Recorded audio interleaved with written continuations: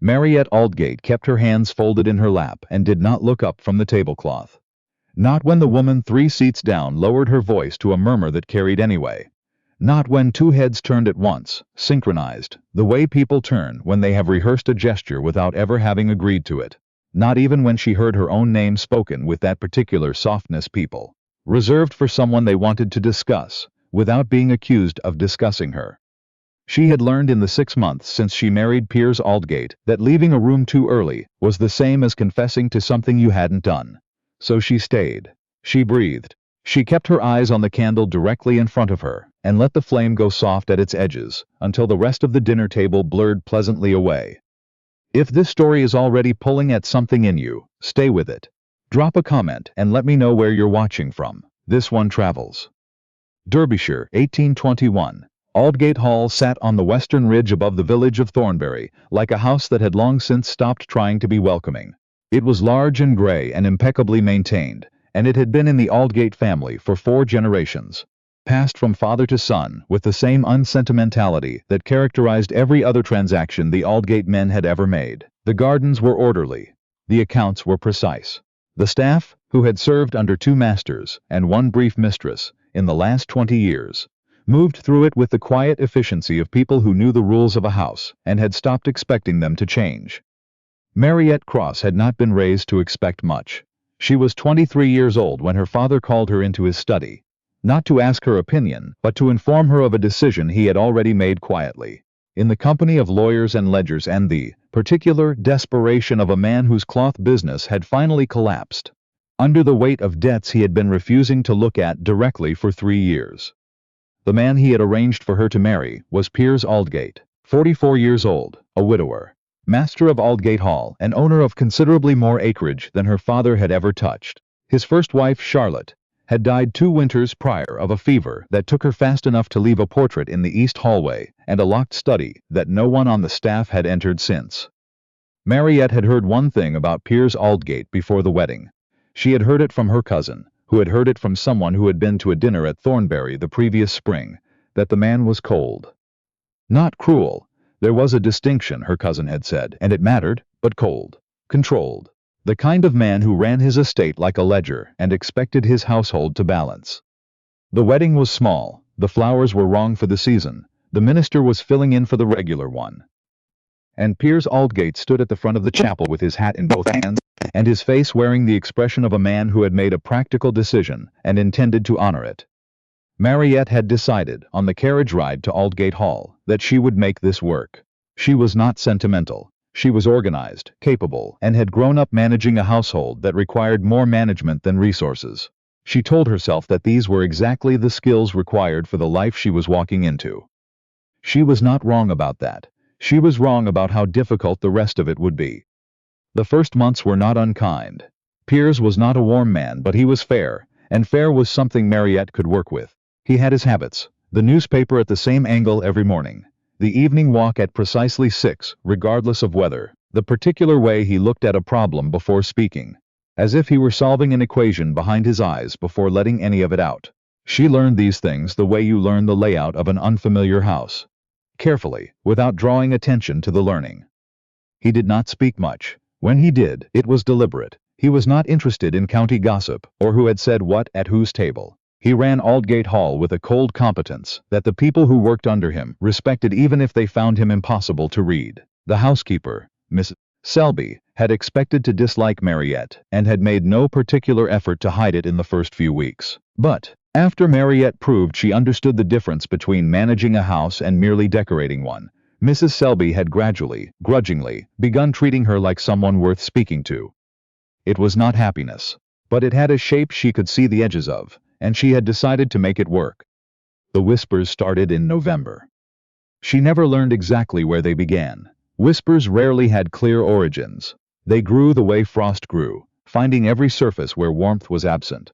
But she began to feel them the way you feel a change in weather before you can see it. Conversations at church shifted when she approached, not stopped, just redirected. Eyes at the market moved away a half-second too late. At the Greers' dinner in Thornbury, she had gone looking for a washroom and passed a door that was not quite closed and heard her own name. She stopped. That woman Aldgate married, the cross girl. A pause. What about her? They're saying she came to that marriage with designs. That she's been poking around in his accounts, asking questions she has no business asking. Another pause. Lower. You'd wonder, wouldn't you? Man like Aldgate, all he has. What would a girl like that want from him besides the estate? Mariette stood in the hallway and breathed with deliberate care for the space of 10 seconds. Then she straightened, returned to the dining room, and took her seat beside Piers without saying a word. He had been looking at the door when she came in. He looked away when she sat down. That night, she told him plainly what she had heard. He was in the upstairs hall, with a book under one arm and a candle in his hand. He went still when she spoke, not with surprise. She noticed that immediately, and the noticing mattered. Not with surprise. She said, "Someone has been saying I came to this marriage with designs on the estate, that I've been looking at accounts I have no right to see. I need to know if you've heard it." He was quiet for a moment, then, "I've heard it." She waited for the rest of that sentence. It didn't come. "And?" she said. "And I haven't given it weight. Because it isn't true, or because you find the subject inconvenient." He looked at her. Something shifted behind his eyes. She was still learning to read him, still building that particular vocabulary. "Because it isn't true," he said. "And I don't believe you came to this marriage for anything other than what the arrangement required of you. Which is what I came to it for as well." It was not the most reassuring thing she had ever heard. It was also, she thought, among the most honest. "Then the rumors need to stop," she said. "Chasing them often does more damage than letting them exhaust themselves." "That is easy to say when your name has 4 generations of land behind it." She said it without raising her voice. "It is not easy when your name is all you brought into this house, and someone is working to take it from you." He looked at her for a long moment. The candle moved slightly between them. "You're right," he said. She had not expected that. In 6 months of marriage, she had not yet received those 2 words from him, and she found she did not quite know what to do with them. "I should have handled it sooner," he added. "I apologize for that."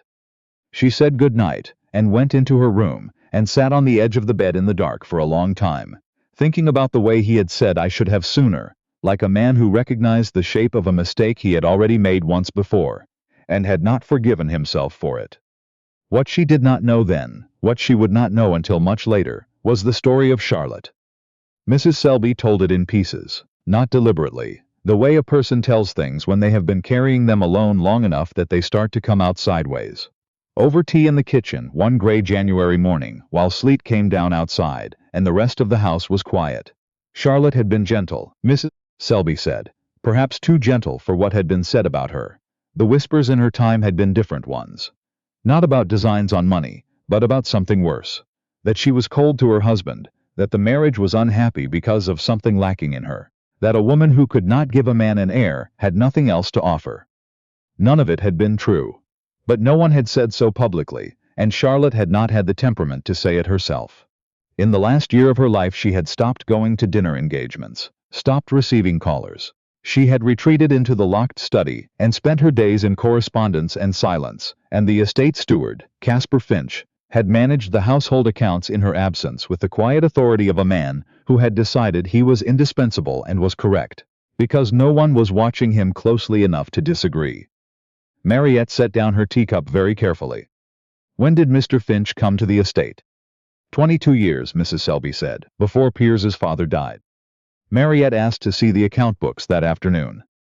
Finch had managed them for 2 decades, and they were meticulous, or appeared to be. She spent 3 evenings with them before she found the first irregularity, a line item in a quarterly report for 1819, for a repair to the east fence that she knew had not been done in 1819, because Miss Selby had mentioned it just last month as something that still needed addressing. A small thing. The kind of small thing that only surfaced if you were the sort of person who paid attention to details and remembered them. She looked at more, she found more. The locked study was the next step. She asked Piers about it directly, one evening at dinner, without preamble, because she had learned that directness was the only currency he understood. "The study that was Charlotte's," she said. "I'd like to go in." He was quiet for a longer moment than usual. "Then why?" "Because I think there may be something in there that explains what has been happening in this estate for the past 2 years. He put down his fork. He looked at her with that measuring expression, the one she had spent months learning to read. She let him look. He stood up. He reached into his coat pocket and set a key on the table between them. The study smelled of old paper and lavender. It had been kept clean despite being locked. Selby's doing, Mariette guessed. And Charlotte's things were exactly where she had left them. Correspondence in neat stacks, journals lined up on the shelf by year, a small writing box on the desk with her initials pressed into the leather. Inside the writing box, beneath 3 letters from a sister in Bath, was a document. 2 pages in Charlotte's careful handwriting, signed and witnessed, and dated 7 months before her death. Her personal will, not the estate, which passed to Piers by law, but her own inheritance from her family. A considerable sum in holdings and properties, left in trust for Piers and for any children of his who came after her. There was also a second document, unfamiliar. A certificate of debt, dated 2 months after Charlotte's death, claiming she had borrowed substantially against those same holdings during her final year and that the sum was owed to a private creditor. The signature at the bottom was witnessed by Caspar Finch. Mariette read it twice. Then she sat down in Charlotte's chair and thought very carefully about a man who had spent 22 years making himself indispensable. Who had watched Charlotte retreat into this room and used that retreat to begin rearranging the numbers. Who had been doing so quietly, carefully, for long enough that no one had thought to question it. Who had, when a new wife arrived and began showing an interest in accounts, started a whisper campaign designed to make her look like the threat before she had the chance to find the truth. She thought about that last part for a precise amount of time. She let herself feel the full weight of it, the deliberateness of it, the coldness, the calculation of a man who had looked at her and seen an obstacle before she had even unpacked her trunks. Then she set it down, because feeling it was not the same as using it, and what she needed now was to use it correctly. She brought both documents to Piers that evening. He read them standing at his desk, and she watched his face the way she had learned to watch it. Not for what showed, but for what he was working to contain. The death certificate made his jaw tighten once, briefly. The authentic will made him go very still, in the particular way he went still, when something had moved him, and he was deciding what to do about it. When he set the papers down, he said, "How long have you suspected him?" "Since the fence," she told him. She walked him through everything she had found in the accounts. The dates, the amounts, the repairs that had been invoiced and never completed.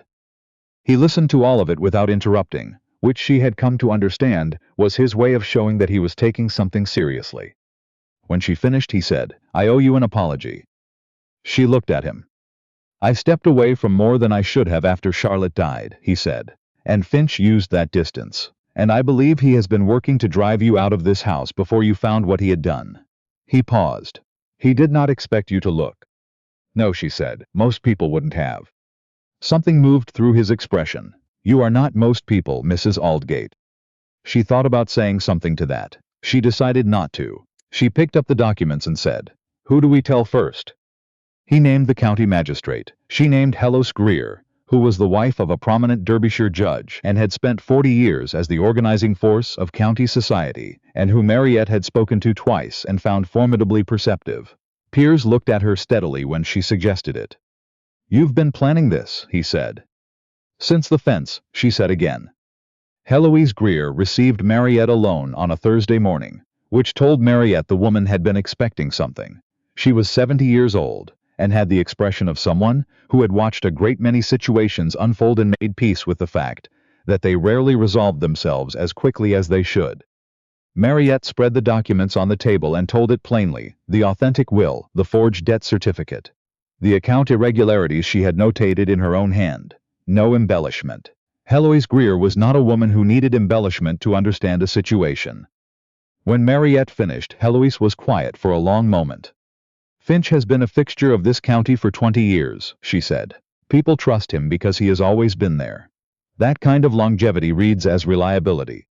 "I know," Mariette said.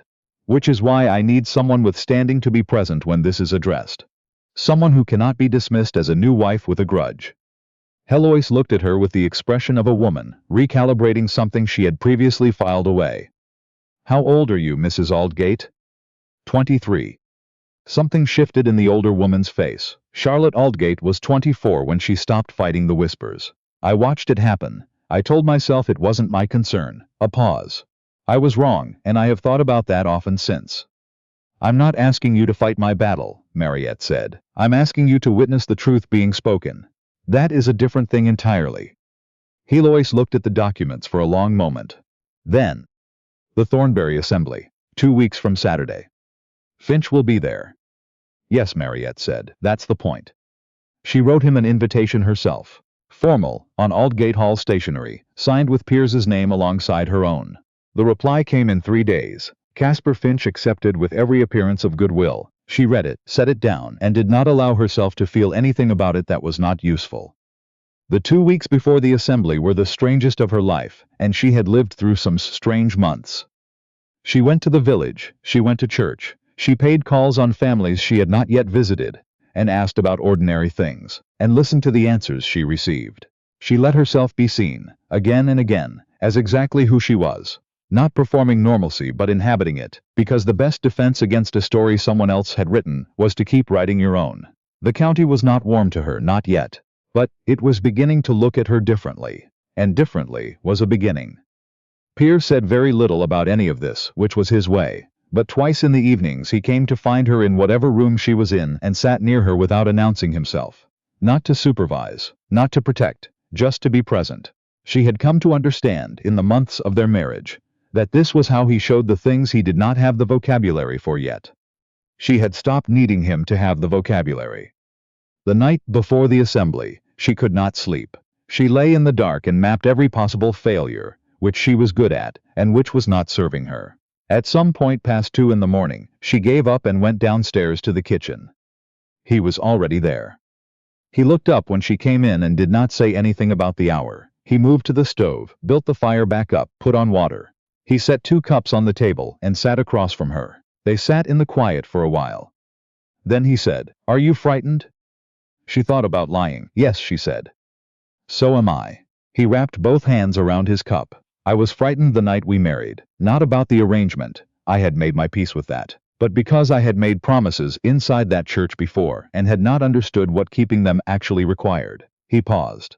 "I believed then that protecting someone meant managing the difficulty away from them, keeping things calm, handling problems quietly so they did not have to be handled at all." Another pause, longer. "Charlotte did not need to be managed from a distance. She needed me to stand beside her and say plainly, to people who needed to hear it, that she was not who they were saying she was. And I never did." The kitchen was quiet except for the fire settling. "You are not making the same mistake now," she said. "I am trying not to." He looked at her directly. "You are considerably harder to manage than anyone I have ever known." She laughed. A short, genuine sound that felt strange at 2 in the morning in a dark kitchen and also felt exactly right. "Is that a complaint?"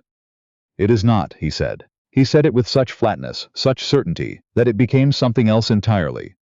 She looked at him across the table. This man she had married as a transaction. This man she had spent 6 months learning the way you learn a second language, by immersion and error, and the slow accumulation of comprehension. This man who had come downstairs at 2 in the morning, because she could not sleep, and had not required her to explain it, had only made tea and sat across from her and been there.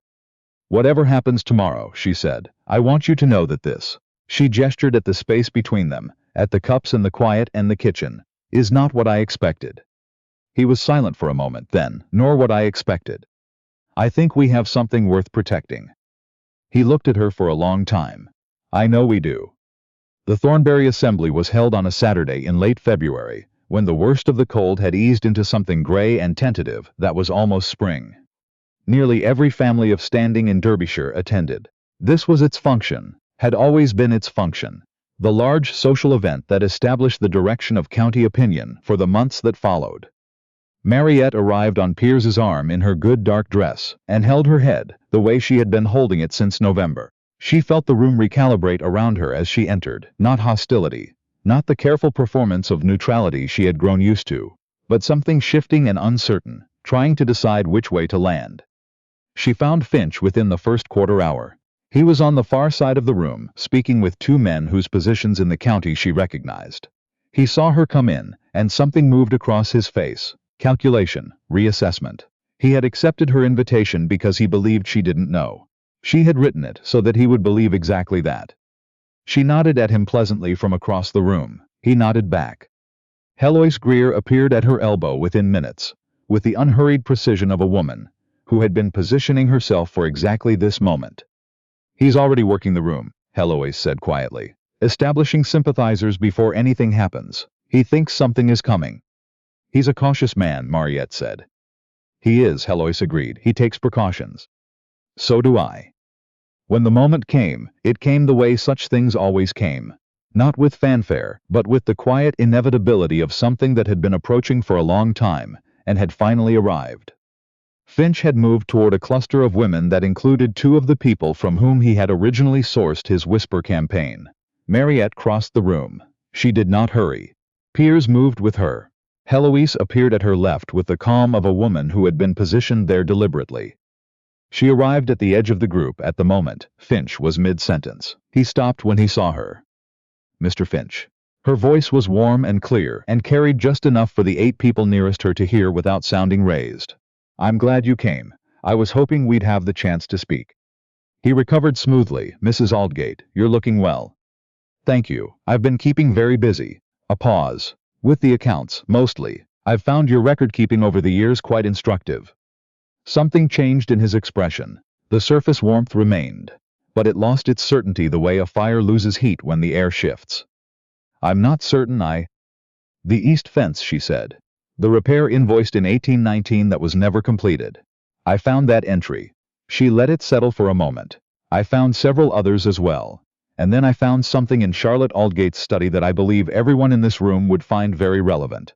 She reached into her coat and withdrew 2 documents, folded. Her authentic will, in her own hand, signed and witnessed. And a debt certificate created 2 months after her death, claiming debts she never incurred, witnessed by yours. The room had gone the particular kind of quiet that only happens when a great many people have stopped pretending not to listen. Finch said with great care, "Those are very serious allegations, Mrs. Aldgate." "They are documents," she said. "Mrs. Greer has examined both. The county magistrate has been notified and will receive copies this afternoon. I thought you should hear it here, in a room full of witnesses, rather than—" She held his gaze steadily, "in the quiet way you have always preferred to conduct things." Heloise stepped forward, not dramatically. She stepped forward the way a woman steps forward, when she has decided that something needs to be said, and she is the one who will say it. "I have known Caspar Finch for 20 years, she said, in the measured tone of a woman who understood exactly what her standing in that room meant. "I have trusted the management he provided to this estate. I have now examined, with my own eyes and the assistance of 2 independent parties, that trust was misplaced. Deliberately and systematically misplaced." She paused. "Charlotte Aldgate deserved better from this county. So does her husband's wife." The silence held. Finch looked at Mariette. Whatever he had prepared for, it was not this. The man who had spent 22 years managing other people's distance from the truth had not, she thought, accounted for the possibility of someone who would simply walk up to the truth and hand it to a room full of witnesses. "You are not what I expected, Mrs. Aldgate," he said very quietly. "No," she said, "I'm not." He left the assembly within the hour. By evening the magistrate had his copies. By the following week, Finch had been formally removed from the estate, and an independent review of the accounts had begun. The charges that followed were not swift, and they were not quiet. They were, however, thorough. Which was what Mariette had always wanted them to be, not a private dismissal. Not a quiet arrangement that let a man walk away and do the same thing elsewhere. A proper accounting, in front of people who could not pretend they hadn't seen it.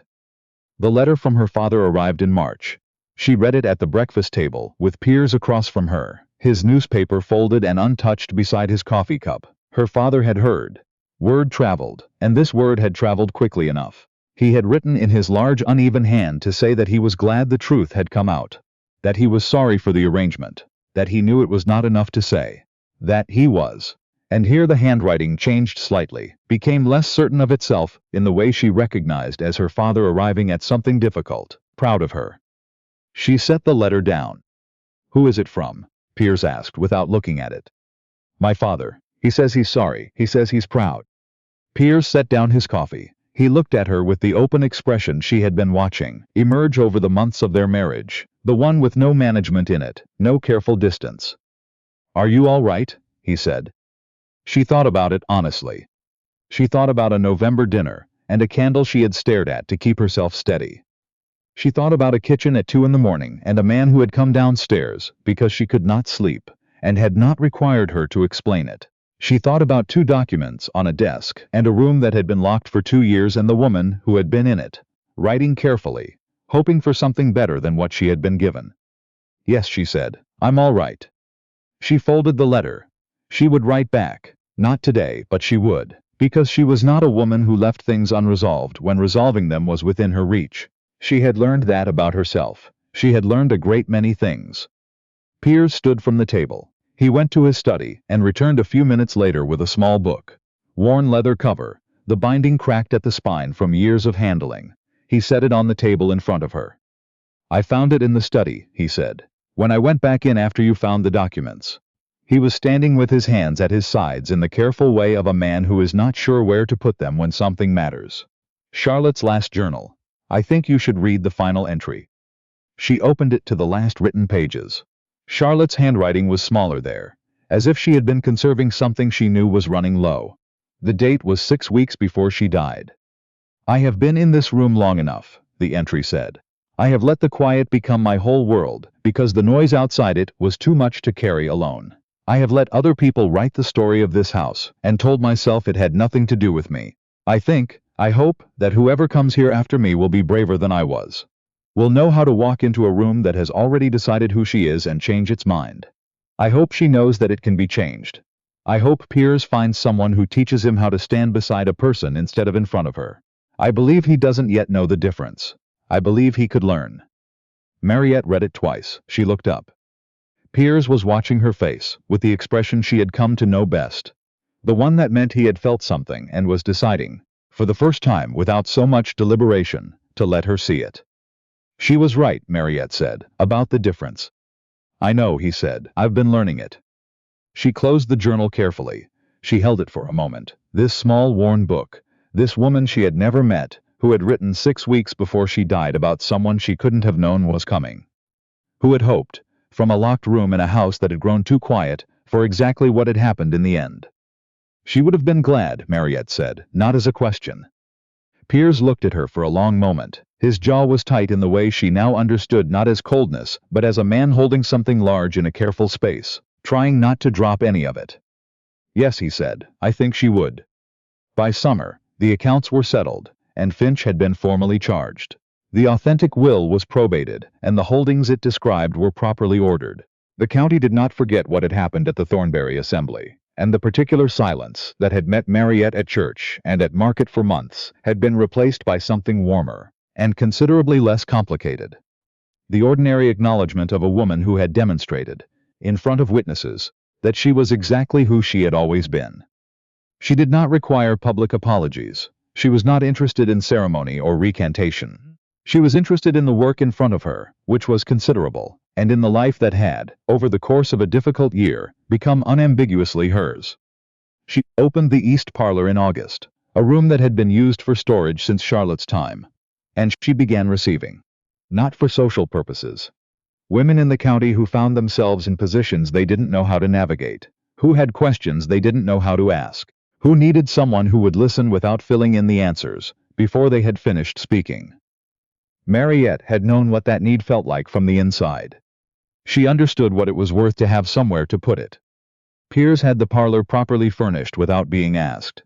He also, on 2 occasions, wrote letters on behalf of women whose situations required someone with legal standing to put a name to the truth in writing. He did this without announcement, and without expecting gratitude, which was how he did most things that mattered to him. Heloise Greer sent women to the parlor. So did old Amos Cray, whose wife had a quiet gift for knowing when a neighbor needed something they weren't asking for directly. Reverend Hadwin mentioned it from the pulpit once, which he had offered to do, and Mariette had accepted. Because some things needed saying publicly to reach the people who needed to hear them in private. On a Thursday evening in September, Mariette found Piers in the front study. Charlotte's journal was open on the desk beside him. He was not reading it, just sitting with it near him, the way you sit with something you want to be in the presence of, without having to explain why. She came in and sat in the chair across from the desk. The fire was burning low. Outside, the last of the September light was going gold over the Derbyshire fields. He looked up and saw her, And his face did the thing it had been doing more readily in recent months. It opened. Not with effort, not with the management of earlier days. Just open, the way a house is open when it has finally been fully inhabited by people who have chosen to stay. She would have liked you, he said. He said it the way he said most true things, plainly, without wrapping it up in anything it didn't need. Mariette looked at him across the room. This man she had married as a transaction. This man who had learned, beside her, because of her, and sometimes despite himself, the difference between standing in front of something and standing beside it. This man who kept a worn journal on his desk on quiet evenings, and sat with the company of someone he had failed to protect, learning, slowly and with difficulty, to forgive himself for it. I think I would have liked her too, she said. The fire burned lower. Outside, Thornbury settled into the early autumn dark. The fields were still, the road was quiet. And inside Aldgate Hall, in a study with the curtains open, and a journal on the desk between two people who had arrived at each other through every difficult thing the year had offered, Mariette Aldgate sat with the life she had built, out of an arrangement she had not chosen, in a house that had not wanted her, in a county that had tried to write her out of her own story. She had been still long enough. She had been careful long enough. She had held everything in for long enough. And now, in the quiet of an evening that asked nothing of her except to be present in it, she let herself know, with the full certainty of a woman who had earned the right to know it, that the pen was hers. Every room of it, every page,